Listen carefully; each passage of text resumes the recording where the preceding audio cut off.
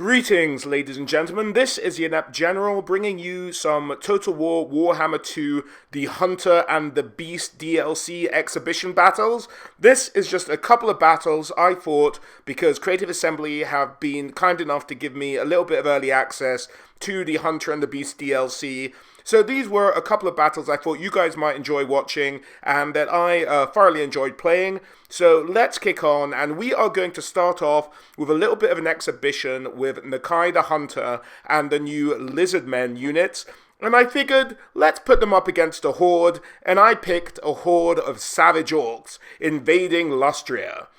So here we find in the mountains of Lustria our feral dread saurian. This huge creature is a truly menacing lizard. I really like the model. I don't mind it. He's sort of a 4x4 sort of lumbering creature, terrifying to look at. And across the battlefield, we have our new Kroxigors, the sacred Kroxigors, with their kind of old one ceremonial weapons there on their arms, kind of like big boulders roaring away there just before they enter into battle. Just looking at the detail of their weaponry here, very nicely done from Creative Assembly. I really like the look of these guys. And here we have the Dread Saurian, which has been tamed a little bit, with some skinks on his back. A very intimidating guy with poison, blow darts, javelins, all being able to rain down from this horrible creature's back as he massacres the oncoming enemy horde. Now, a lot of lovely detail on this model. I think these two huge lizards look fantastic. And we are moving over to Nakai. For you guys who are perhaps new to me or new to the channel, do check out my Nakai lore video popping up in the top right hand corner now, or you'll find a link in the description below. But this menacing creature looks fantastic. Huge Kroxigor. He is going to cause a huge amount of damage as he charges up the hill. Now, we also have the other new unit, the final one, which is the Razordons here. Now, actually, these guys might be my most disappointing of the new units, simply in the fact that they look like they've reskinned the Salamanders that they made for the last Lizardmen DLC, and just made them a bit spikier. So, not necessarily, Razordons and Salamanders look very different in the lore and on the tabletop as well. But here we have Nakai charging in up the hill. Let me just adjust the volume here a little bit. And he is doing all kinds of damage to these savage orcs. Now, this is about an equivalent point value or gold value of savage orcs. Oh, God! That's just carnage, as there are to the new units I've picked. So they should match up in terms of value. But, you know, I think there's only going to be one winner in this encounter. But I chose this battle just to really show off some of the animations of these new Lizardmen units, as the sacred Kroxigors just start pounding in green-skinned skulls. Oh, God, just plumes of destruction everywhere. Now, ideally, I would have clumped all my units together, but they got a bit spread out, charging into the melee.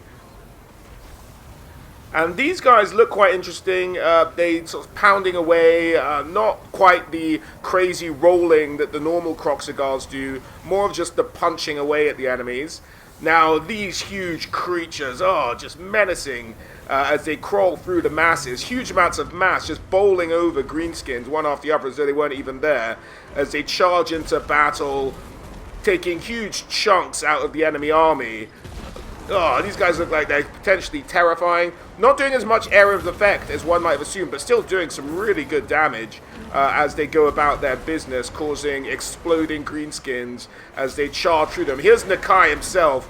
Now, this charge animation that he does looks great, and he just plows through everything. But it can lead to him being a bit isolated, so that's something to watch out for when you guys get your hands on this DLC yourselves. He can run off a little bit due to his attack animation and get isolated by himself. And yeah, we'll just go having a look at how the life stands still. The Sacred Kroxigors are perhaps not doing so well, but they are taking on a huge amount of greenskin regiments by themselves for the most part. You have the Dread Dinosaur over there by himself, Dread Saurian, but he is not particularly helping. And so these guys are holding their own, but eventually probably going to lose that confrontation.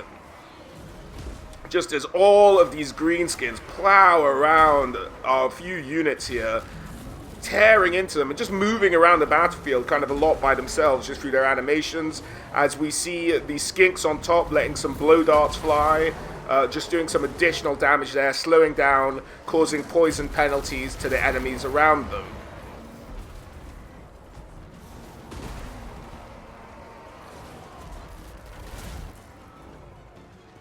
And we're just going to have a look at our Razordons. This wasn't really a good fight for Razordons. There's nothing to hold up the enemy so they can get round and shoot at anything. We have too few troops, so I was just trying to keep them out of trouble. And here you see what I mean by the kind of reskinned salamander. The way they move is very similar to the way the salamanders move. But they do look particularly distinct on the tabletop. So that's a little bit of a disappointment, but, you know, they look pretty good overall with that in mind, that they are a little bit of a reskin and a new animation for their launch projectiles. But we'll get to that a little bit later in this video. We see some of the greenskins who had run away due to our terrifying dinosaurs coming back into the game.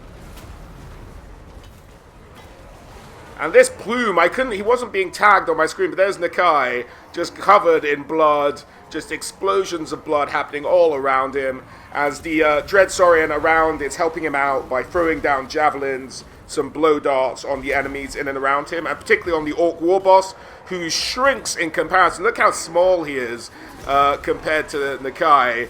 Just tiny and getting javelins in his shield. Oh, this poor guy doesn't know what he's up against. Your poor, small, wee Orc War Boss. As everything is causing chaos. Nakai charging again, just causing huge amounts of destruction in his wake. Oh, there he goes. And he does take big sweeping blows as well as that big charge move that he likes to do. But there he goes, charging into the fray yet again. Bodies all around this Dreadsaurian.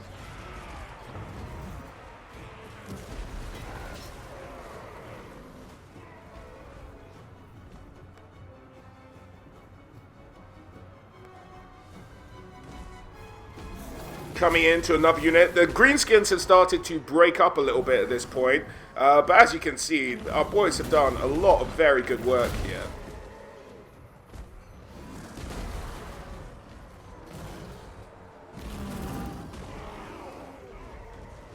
And I thought it would really show off their killing potential just to have them go up against just an absolute horde of enemies here.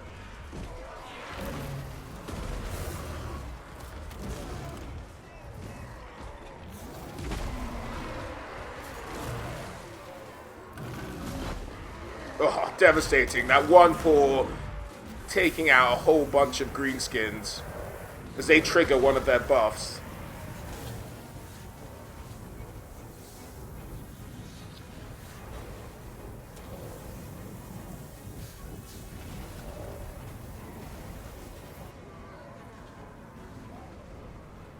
And these guys begin to break up. It's looking kind of like the end of the road for a few of them, as many of them are running away. They come back one unit at a time, get stomped on, run away again.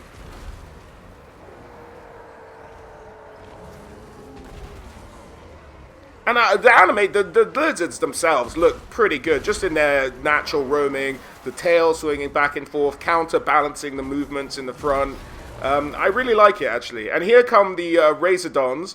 And we're about to see some of their firing animation here as we line up for a few shots. And as you can see, what they do for the most part is a little flick of their tails as they launch their projectiles. And they can be pretty devastating against armored opponents. The one thing that hampers them really is their range and the fact they need sort of really clear lines of sight. They don't have much elevation on their shots. That's about their sort of main weaknesses. But if they get a little bit of time on an armored opponent, such as Depth Guard or something like that, they really will do work against that enemy. So a pretty handy unit to have on the battlefield. Oh, jeez.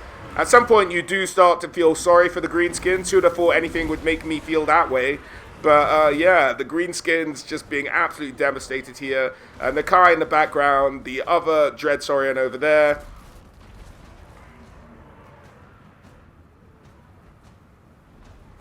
And here's Nakai, speak of the devil, just causing untold carnage as some gobbos run into his field of murder.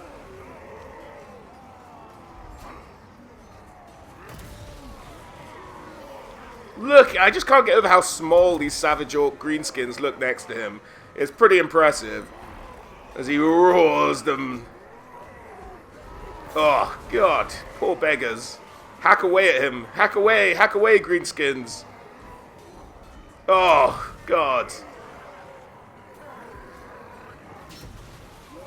Single swipe, taking out multiple enemies there. The Razordons are just on the move again, trying to escape. Our boys are pretty spread out. The Sacred Croxigors have kind of had their fill. They held out a long time there and kind of ran away and are pretty much out of the battle by this stage.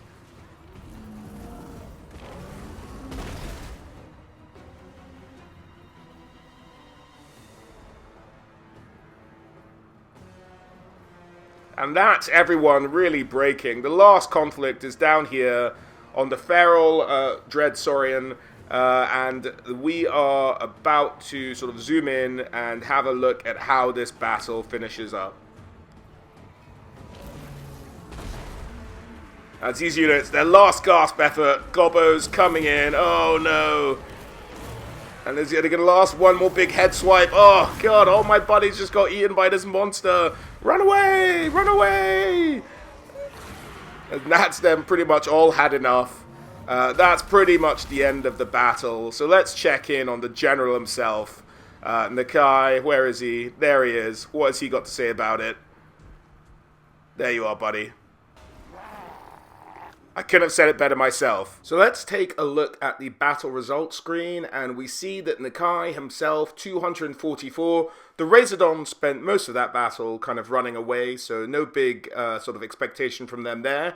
But we have the Sacred Croxigors hitting 240. Pretty good considering how many units they're up against. They got a little bit isolated, and they're not as hardy as the other units we used in this battle. And then we have the Feral Saurian at 407.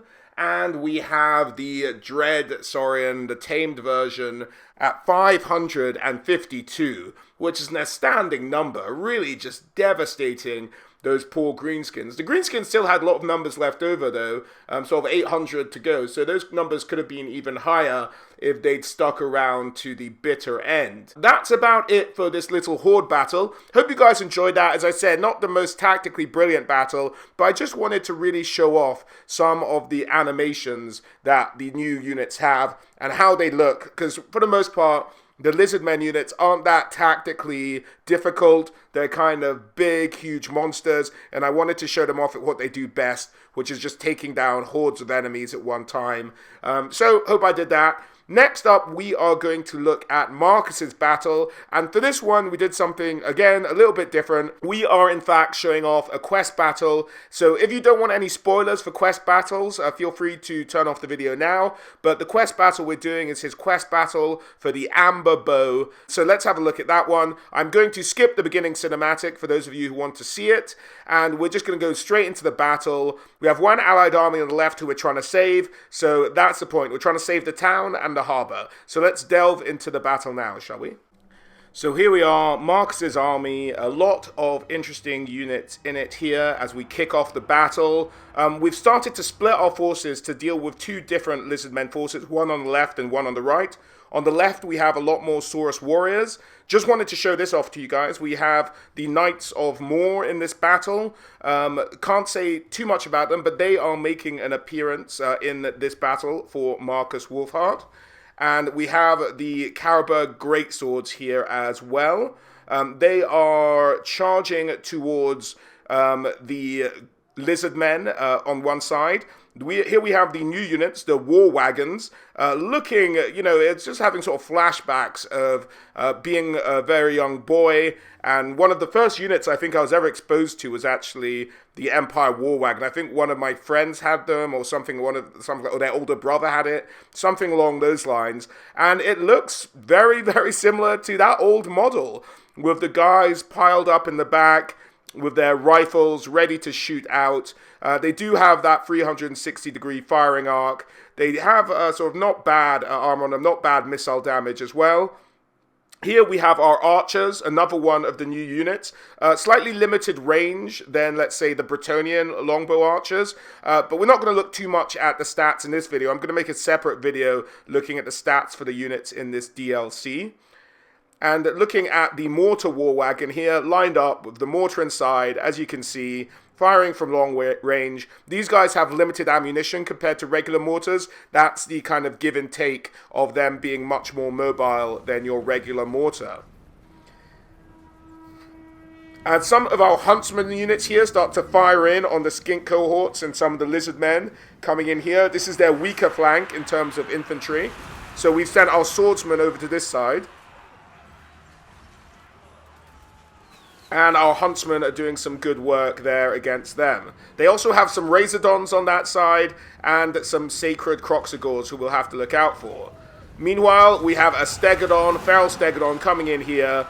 Our Halberdiers are giving him a bit of a prod on that flank.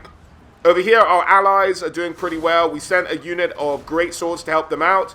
Our wagon firing in on this Stegodon, trying to whittle down some damage. They are armor piercing. They should be able to do a good amount of damage against him, provided he doesn't charge them or anything like that. So they're getting their shots off. We have one of the unique heroes for the new DLC pack, the Witch Hunter here. And he's just firing away, trying to do some damage to that Stegodon as well. And the general himself, Markus Wulfhart, ready to start firing at whatever he deems worthy. His amber bow, which he's trying to find, doesn't technically have, fires off.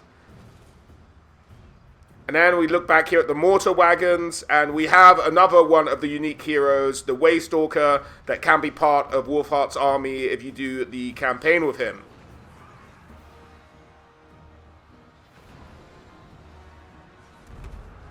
And here we go, on the far side, the Saurus warriors are all sort of grouped up, providing a lovely target for our mortars.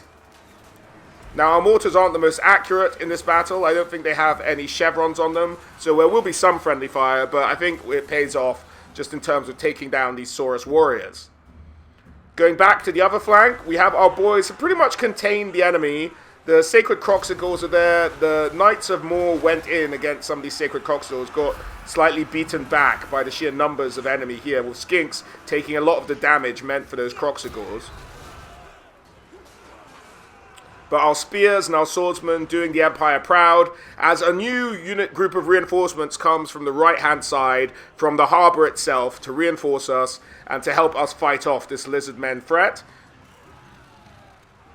This battle, I'm showing you a replay, guys, but this battle was actually the first time I'd played this, so I wasn't expecting them to turn up at all. In fact, I thought I was in a bit of trouble on this right-hand flank, but these guys really did come and save the day.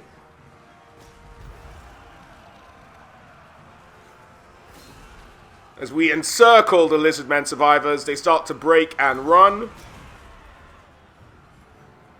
Their general is still there, but the reinforcement general starts to come over to help us out.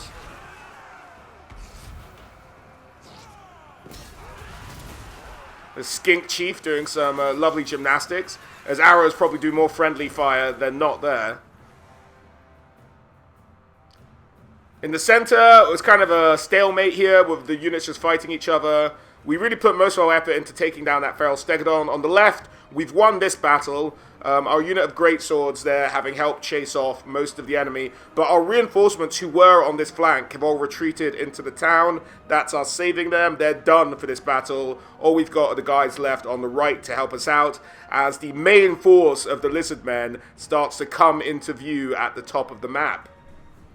Here they come. Look at them threatening us. Oh, dearie me. These horrible creatures. And some of the ones who are running away actually turn around to get back into the fray.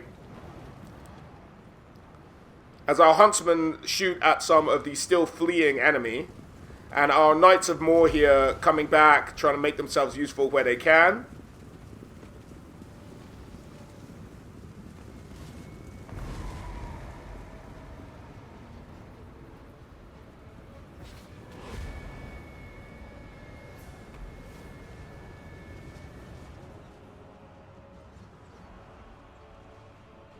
Huntsman, now at this point I'm just trying to rearrange my troops to try and face the oncoming enemy, but the AI is not really having any of that, and it's kind of gone off to its own thing. And also on the left-hand flank we have some returning enemies who were fleeing, coming back into it, so we have to leave one of our greatsword units here on the left, just to fend them all off. So that's what these greatswords will be doing for the time being. Just hacking away at the Saurus warriors. Now, the AI launched in, so we were like, okay, so we pretty much got to help them out, or they'll wipe out the AI, and then they'll wipe us out. So we all charge into this just mess, this absolute mess in the middle, with our mortar still firing down on some of the enemy. They have a ancient Stegodon, I believe that one is. And we have our wagon here, but something's caught up to it. Not yet, but they will be caught eventually, because I just wasn't paying attention. That's some bad micro from me. And here is that ancient Stegodon as well, causing a hassle of itself. Pterodon riders up above, as arrows from Markus fly overhead. Sacred Croxagores are the main target for a lot of my archery units at this point. And here comes some mortar shells really helping us out.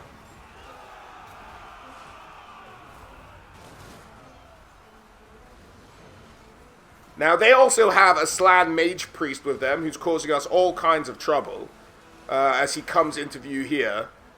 He's going to start to lay down a lot of spells, doing a lot of devastating damage. Sacred Croxagores have got into our wagons here. That's the Slan Mage Priest laying down some protection for his horde of units there. We've got our Witch Hunter in the thick of it, chopping off Ursaurus' head as he gets backed up by some swordsmen.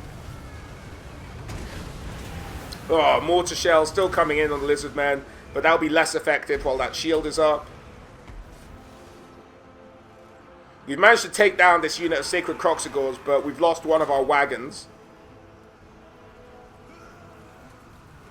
They start to flee. Just try and do as much damage to them as we can while they run away. A banishment coming down and just devastating two of our allied units and one of our own, as it just slowly plows through our units on the field there. The mortar is out of ammo, so at this point we're just throwing everything we can into the middle. And they are about to throw down a Burning Skull again on those poor units that had just taken the banishment. That is the ability of our Waystalker. Now, this is a cannon ability we got from Saving the Villagers. They're able to get on the cannon, and we got that. But it had a 60-second cooldown, so I think that's only the second time I'd fired that in the battle.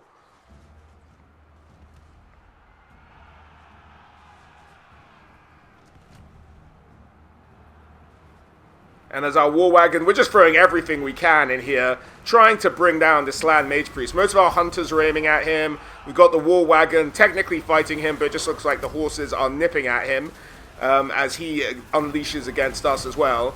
But we've got Markus firing at him now. We've got the Waystalker firing at him. Hopefully he will not be long for this world.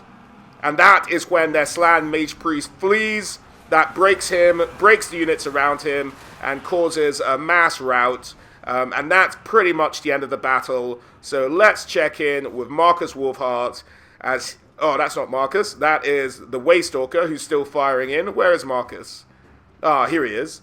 On Markus Wulfhart as he charges the Amber Bow, fires it off one last time. So let's take a look at the battle results screen. As you can see, Markus didn't get a lot of hits, but I'd mainly had him focusing on larger targets, so hopefully he did a lot of damage. The Waystalker with 50 kills, the Witch Hunter 26, the Caribou Greatswords with 54, regular Greatswords with 121, Halberdiers doing pretty well all round. The Huntsman though, look at some of these kills. These guys can be very useful, particularly when going up against, for the most part early on they were shooting at skinks and the like, but that's a lot of kills for those guys. 150, over 100, 77.